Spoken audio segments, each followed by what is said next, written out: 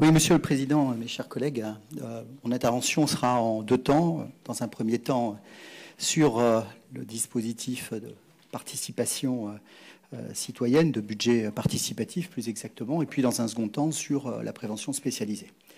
Sur le budget participatif, pour dire, bien évidemment, j'ai eu l'occasion de le dire dans les propos liminaires lors du débat sur le budget, que c'est une initiative qui nous semble intéressante, même si j'ai un peu l'impression qu'on découvre l'Amérique cet après-midi, car d'autres collectivités, bien avant nous, avaient déjà largement expérimenté tout cela. Donc il est bien que le département s'empare de cette question. Enfin, nous ne sommes pas extrêmement précurseurs en la matière.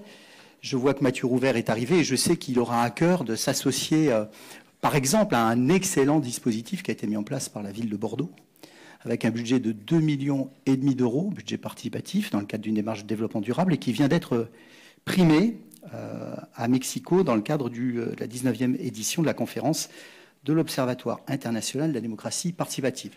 Il y a donc autour de nous, dans de grandes collectivités, je ne voudrais pas paraître immodeste, mais j'ai rappelé aussi ce matin le travail que nous avions fait, nous, à une échelle beaucoup plus modeste, en ruralité, sur ces questions.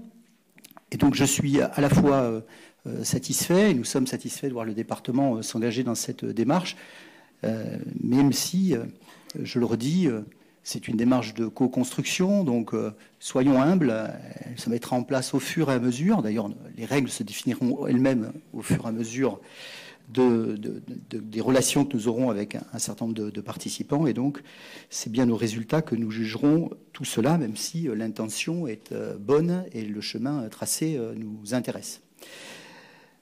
Deuxième élément, je ne sais pas si cela est prévu, mais j'ai trouvé que dans le cadre, d'ailleurs, d'une restitution précédente sur un autre rapport, mais je ne suis pas intervenu à ce moment-là, nous avions des savoir-faire qui, sans doute, nous seront utiles dans cette démarche participative, notamment ceux du laboratoire, du labo mobile.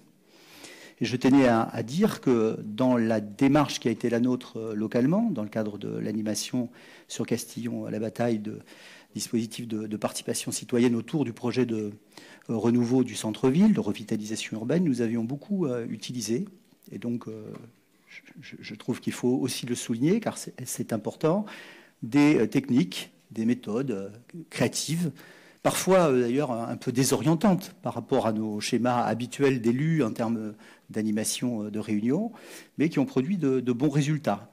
Je n'étais pas habitué aux maraudes créatives, à la gométocratie, donc le répertoire d'action a pu s'enrichir, et ça a produit des choses très intéressantes. Donc je souhaite que, bien évidemment, mais je pense que c'est le cas, ou ce sera le cas, mais vous nous le direz, que l'ensemble de ces savoir-faire qui sont présents dans l'institution départementale à travers les actions du labo mobile puissent nous aider dans le cadre de ces démarches participatives et qu'on puisse, en transversalité, travailler sur ces questions avec le labo mobile.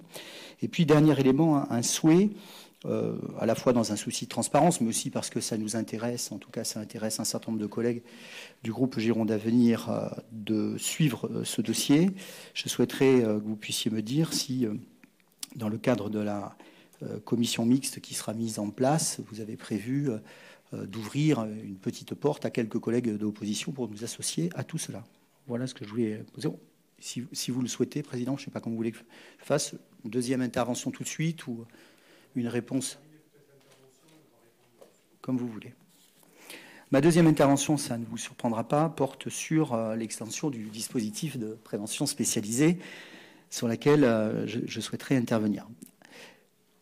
J'avais eu l'occasion, dès 2017, de dire à quel point je souhaitais ardemment, non pas parce que je m'érigeais en défenseur spécifique du territoire sur lequel je suis élu, même si nous sommes tous très attentifs à l'avenir de nos territoires, mais parce que j'estimais que ce territoire, eu égard aux besoins qui s'exprimaient, nécessitait d'entrer dans un dispositif ou dans une démarche de prévention spécialisée.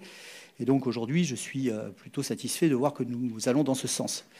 J'avais dit aussi dès 2017 que je trouvais que inscrire un territoire comme celui de Castillon-Pujol en territoire de veille ne me semblait pas à la hauteur des enjeux forts qu'il y avait localement. C'est donc aujourd'hui je suis satisfait de voir que nous allons en ce sens. Je remercie la vice-présidente en charge de ce dossier de m'avoir appelé. Nous avons échangé sur la mise en œuvre de ce dispositif de prévention spécialisée. C'est important, bien sûr, non pas pour réduire la prévention spécialisée aux questions de lutte contre la délinquance, parce que la prévention spécialisée, c'est bien autre chose. C'est aussi le traitement de ces jeunes qui sont en voie de marginalisation, rupture du lien social. Nous sommes très volontaristes aussi sur ce territoire, sur les dispositifs NIT, que nous avons accompagnés la première fois. Nous sommes encore en train de travailler sur ces questions. Et donc, je vois l'arrivée de la prévention spécialisée sur le territoire, non pas comme la solution de tous les problèmes, mais en tout cas un élément fort d'armature de politique publique à l'égard des jeunes, dont je rappelle que sur ce territoire, 43% d'entre eux, sur la ville, 43% d'entre eux sont actuellement jeunes de moins de 25 ans sans emploi. Et donc tout cela a évidemment une résonance forte aussi. Je voulais vous dire à quel point je serai non seulement en tant que maire, mais la communauté de communes sera actrice à vos côtés de la mise en œuvre de cette politique publique qui répond pleinement aux enjeux extrêmement forts qui ont été exprimés sur ce territoire.